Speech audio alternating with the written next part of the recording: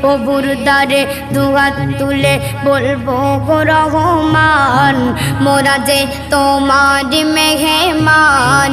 বিশ্ব নবীর গুনাহগার উম্মত, বিশ্ব নবীর গুনাহগার উম্মত। 30 রোজা পূর্ণ করে এলো ঈদের দিন, খুশিতে মেতেছে মুমিন, পড়বে সবাই ঈদের নামাজ। সেহরিতে জলদি ওঠো, এই আওয়াজ আর আসবে না। ইফতারিতে কেরাত গজল আর শুনতে পারবে না। ইফতারিতে কেরাত গজল আর শুনতে পারবে না। কাইজার তোমার কাটলো কেমন এই অমূল্য রোজার মাস, কাইজার তোমার কাটলো কেমন।